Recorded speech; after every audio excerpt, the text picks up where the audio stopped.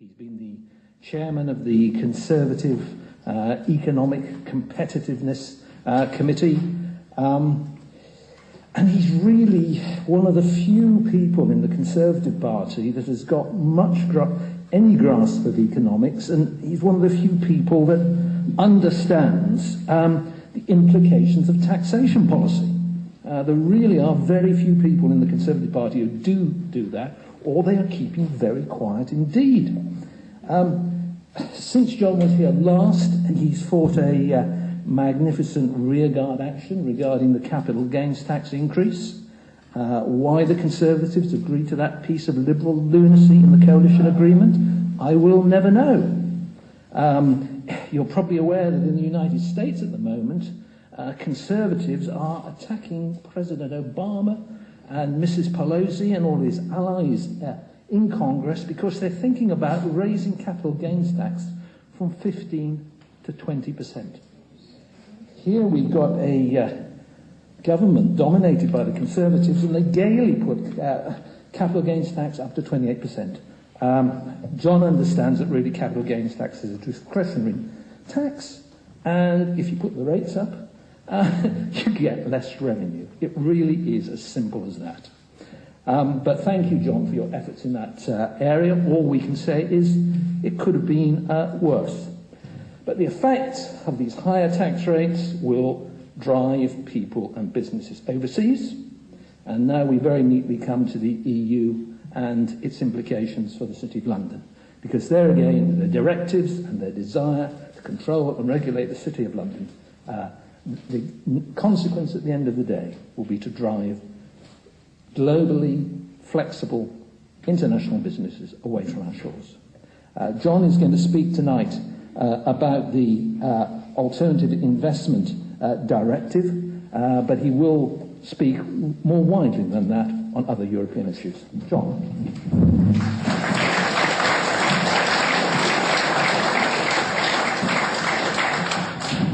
Chairman, ladies and gentlemen.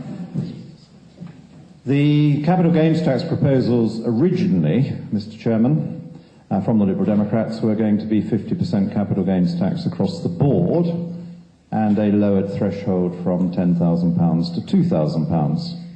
So I think with the help of many people from around the country who wrote in at my suggestion and the suggestion of others to the Treasury, with thanks to those newspapers who soon saw a good campaign and leaped aboard, we managed to alter the proposals. So we kept the 10,000 plus tax-free threshold, which I think was most welcome.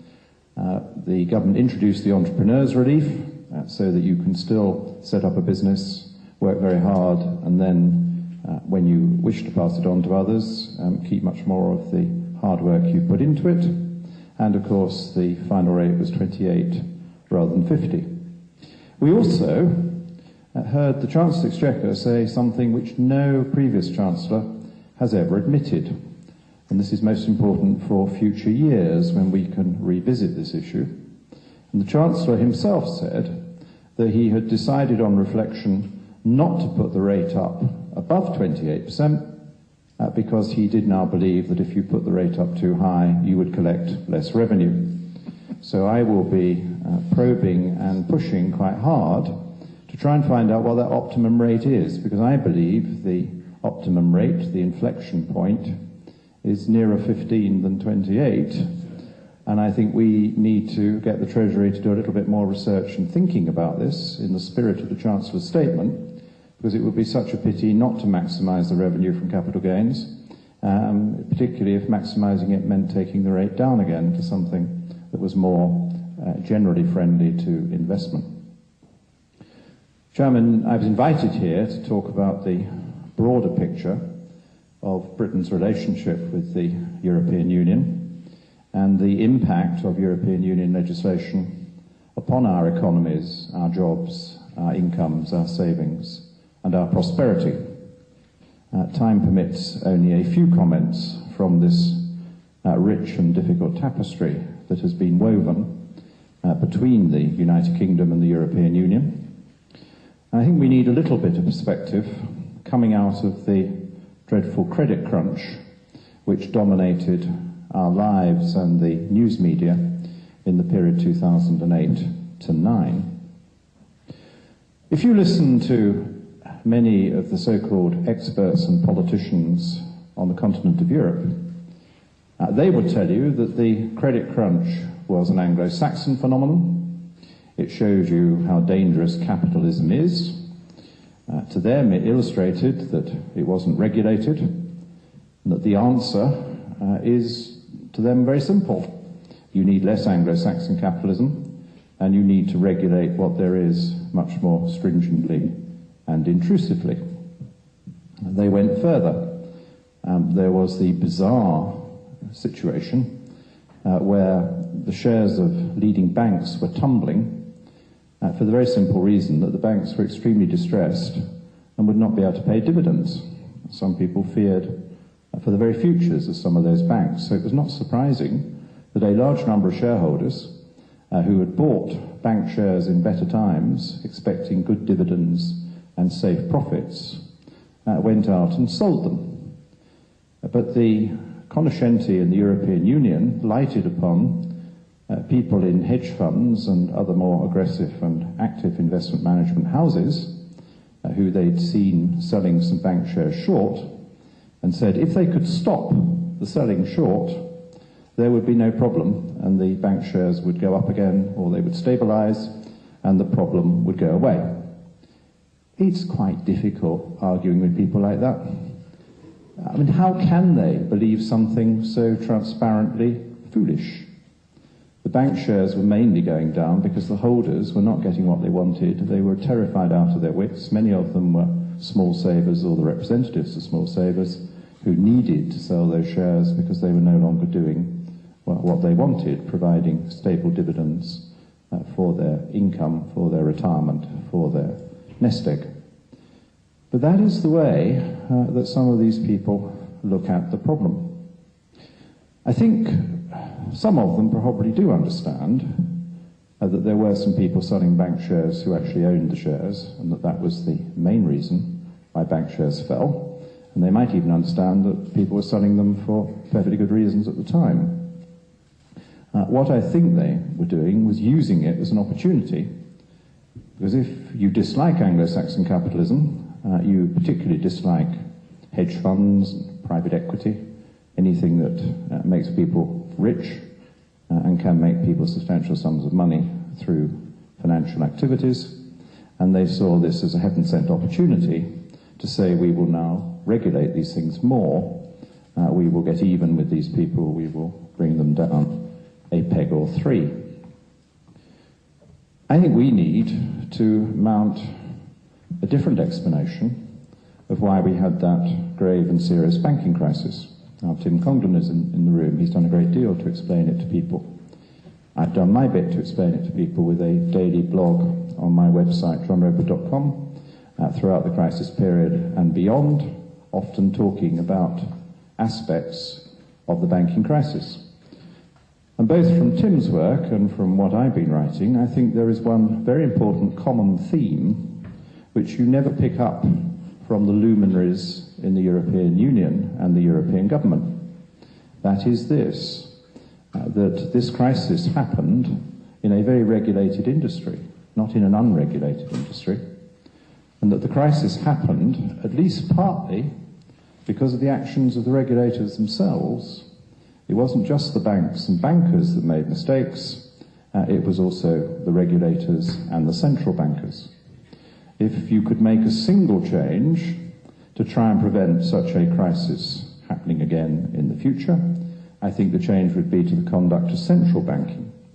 It was the central bankers in America, in Britain and elsewhere, who lurched from presiding over the most phenomenal expansion of credit and banking balance sheets we've ever seen, to the opposite, the most severe deceleration or destruction of banking balance sheets and deposits we've ever seen since the 1930s. And they still don't seem to understand that they made these mistakes. Even the most insightful of them, who now accept that they contributed to the mistakes of the bankers in the credit boom, still don't accept that they made a mistake the other way by taking the banks down too quickly, by throttling the system of money, by keeping interest rates too high, by helping precipitate the very crash they said they were trying to stave off, or they feared. Unfortunately, the majority opinion still is informed by the notion that the crisis was brought on by bad bankers, by wicked hedge fund managers, by wrongful private equity specialists, and that the answer, the means to prevent any such future crisis, must lie in taxing and regulating the aforesaid villains. And so we are now well into a very extensive programme of taxation and regulation across the European Union, some of it being pursued independently by member state governments. They're doing so because they think it's popular to attack bankers, and politicians always like to find people who are even less popular than they are as a class, and it's a great advantage that bankers apparently poll less well than politicians, despite the low poll ratings for politicians. And so this has been an incentive to them to do this. But we also see now at European level the opportunity not being missed. Never waste a good crisis is often the motto of successful bureaucrats, and they see the opportunity post the crisis to come out with a whole raft of new proposals and regulations. I think Eurosceptics often underestimate the strength of this movement, the tenacity of this movement, how far it has already gone, how complex it now is, how much power now rests behind it. And all of this power has been granted to these institutions in the European Union by democratically elected governments throughout the Union, and in quite a number of cases by plebiscite of the people themselves. The British people, after all, voted yes in 1975. Now, I happened to vote no because I took the precaution of reading the Treaty of Rome, and the Treaty of Rome was very clearly a document heralding a long journey to political union, which I did not want, and I did not believe those politicians who assured me on platforms that it wasn't about political union, it was just about a common market. Ever since 1975, I have taken the view, as a good Democrat must, that the British people wanted to be in a common market. That was why they voted for it. And I have always argued, publicly and privately, to try and limit what the European Union is doing to that minimum of things that you need to do to cooperate in a common market, and to head off, certainly for our country, the United Kingdom, that much wider range of things you need to do in order to create a more fully integrated European state and government. But with the single exception of us winning the battle of the currency, we've had a lot of reverses on the way. And one of the reasons for this is that the British people are not sufficiently exercised about the growing and increasing power of the European Union to vote in any kind of election in a way which would prevent that happening. We have seen that time and time again. The tribulations have been added to because the Eurosceptic side, confident and cocky that it has a majority, always conspires to run against itself in such a way that it never has a majority. So I've had to watch in Parliament for almost 20 years now, where there has been no effective Eurosceptic majority in Parliament to express the view of what may be a Eurosceptic people. And so we need to be honest with ourselves. This is why we are where we are. Lots of people will have different remedies for this. Lots of people will blame different people for it. I've got beyond that. I'm just, this evening, being a commentator, explaining to you where we are and why we are where we are. If we look at the ambitions of the European Union in this wide-ranging area of banking and financial services, I think we should step back a little and realise that the job is now almost completed.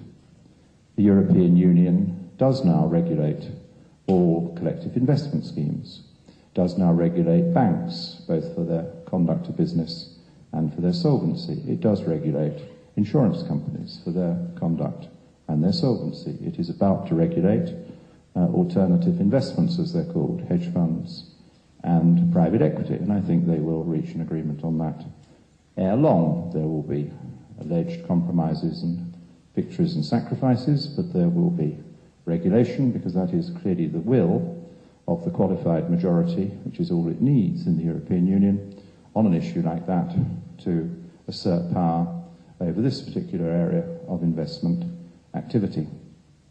The list of directives covering financial services now covers about 3 pages. It's now too long for me to remember them all by name, but we all have to make sure that our businesses operate under them. I'm worried about this multiplication of regulation. Now, I'm often caricatured, and often particularly unfairly caricatured, as someone who doesn't wish to see a regulated banking or financial services industry. That is quite untrue. I've always been very clearly on the side of those who believes, for example, that if a business takes your money or mine and places it on deposit, and it commingles my money or your money with the bank's money generally, we do need to have some external regulation to make sure that should you or I want to get our money back again, we can get our money back again. I think it is important to recognise that that is an added level of trust compared with other private sector contracts that we enter into, and that it is no bad thing to have some external person or group making some judgments just to lay down some rules of the road. So I've always favoured regulation of cash and capital. The bank does need to have enough cash so that if a lot of us turn up on the same day to get our money back, they're not embarrassed. They can pay out the £10 notes and we can have our money. And they do need to have enough capital so that if they lost quite a bit of money on lending to various categories of people or against various assets, it doesn't wipe the bank out, that they can use some of their own capital to pay the losses so that they can still pay the depositors back. So I'm quite happy that we should have cash and capital regulation. What is extraordinary is that at a time when there has been this huge increase in the number of regulators and the levels of regulation, that there is now global cash and capital regulation through the Basel agreements, there is European Union level cash and capital regulation through their directives and other devices, and there is very clearly British cash and capital regulation through the FSA set up by Mr. Gordon Brown when he was Chancellor of the Exchequer. But despite having these 3 layers of regulation, most sensible people looking at the state of the banks in 2007 would have said the regulators have fallen down on the job. These banks don't have enough cash and capital. And I think people looking at the situation in 2009 should have looked at the banks and said the regulators have now lurched too far the other way, given the situation we're in, and they're being too tough too soon. They should be tougher when things have started to recover. So the evidence seems to be, ladies and gentlemen, that the more regulators you have involved, and the more layers of regulation you have, and the more wise men and women who meet to settle these things, the worse the regulatory achievement becomes.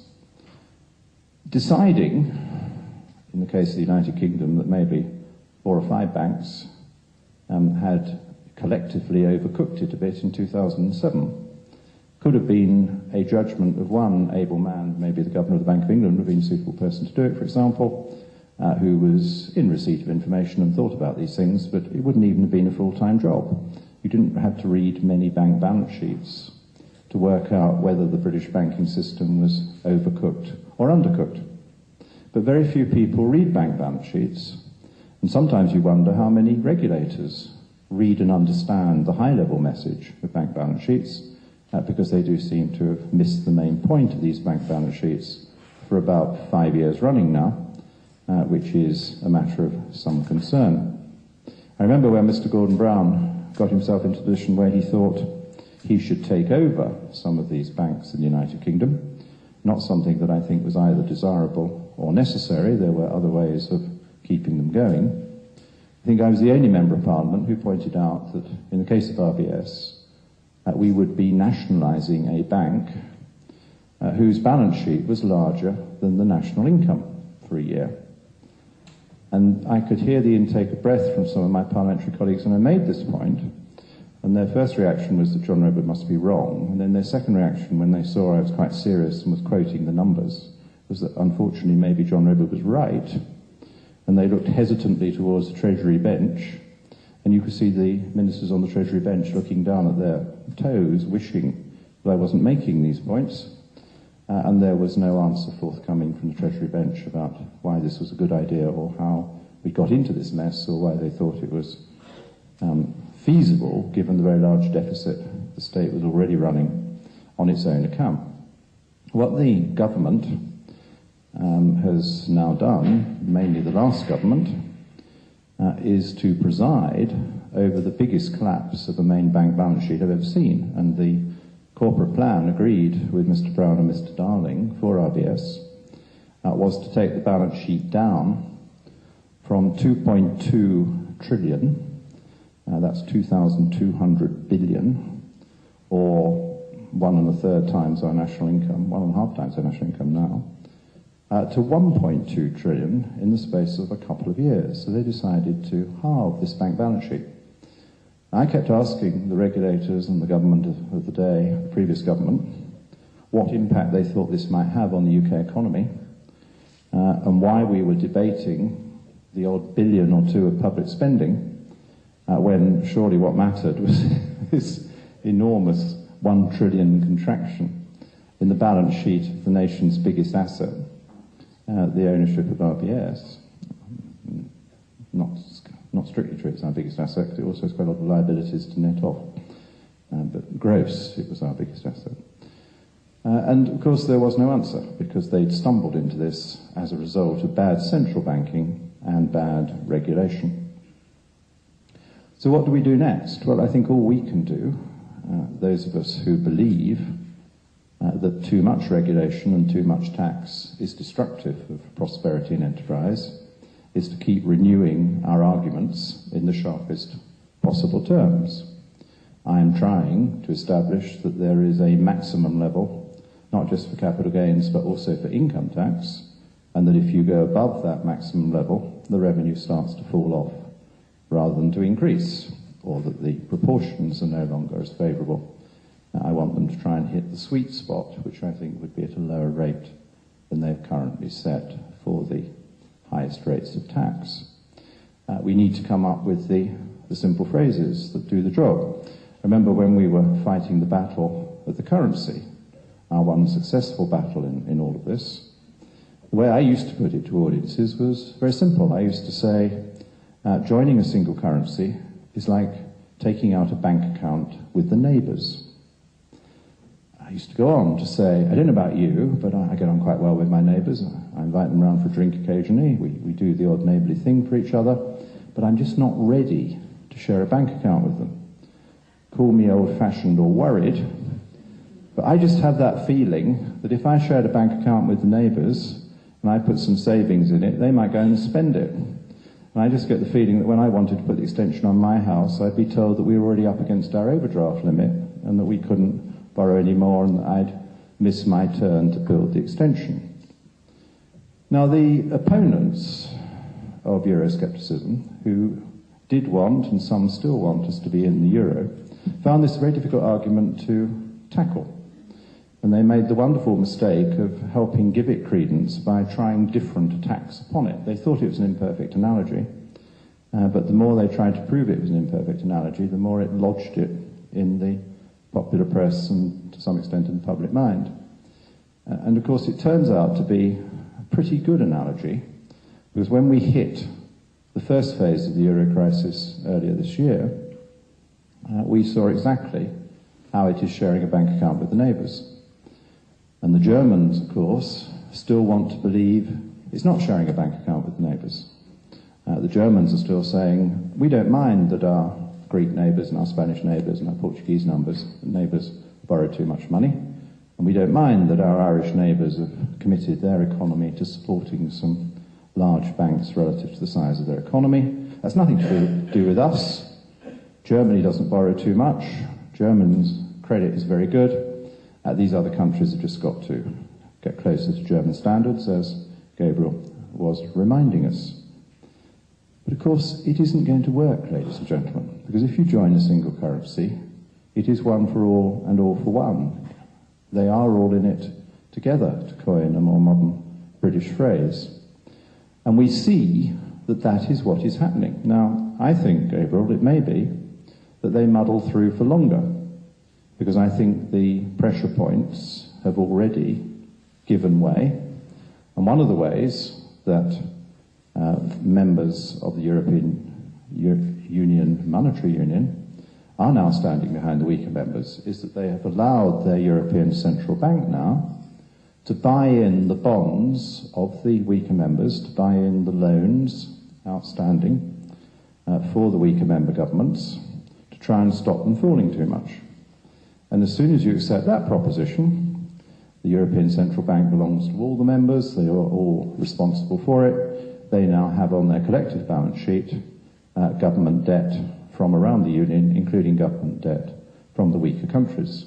So they are surreptitiously and gradually being locked into a system where German taxpayers have an interest in making sure that Greek debt doesn't plunge too far, in making sure that the Greeks are not thrown out of the euro by market forces and recreate a devalued drachma. They're also very aware that their banking systems are quite intertwined now, and that a lot of their commercial banks own a lot of each other's so-called sovereign debt, the government debt of these countries. And so again, the Germans are well aware that up to a point they have to help a rescue for the weaker countries, because if they don't, there could be undue pressure on the German banking system. There's also the point, as Gabriel said, that quite a lot of German thinking now believes that one of the advantages for Germany of the system is a pretty good internal market which they can export to, and they probably wouldn't welcome too many countries pulling out and devaluing even by, say, 20%, which could make it rather more difficult for Germany. So, ladies and gentlemen, they're just some thoughts on where we currently are. I think we have a big argument to conduct to demonstrate that we were not in an unregulated world when the crisis struck, to demonstrate that the regulators and the central bankers played a big role in the problems that came up, that spontaneously reaching for the legislative checkbook and deciding that more rules and regulations is the way to stave off future problems is not the right approach. You need a limited amount of effective regulation, not much more clumsy, expensive, and sometimes self-defeating regulation, and that we still have problems within the euro area. But I think the stronger countries are now up to their necks in it, as well as the weaker countries, and that we should assume that they're going to put a lot of political effort into trying to make it work. And in a way, it is in Britain's interest that it works, because it would not help Britain at all if there were a major and disruptive explosion of currencies and finances on the continent of Europe. It could be very disruptive to us as well as being very unpleasant for our neighbours. So they're just some thoughts to get the questions going.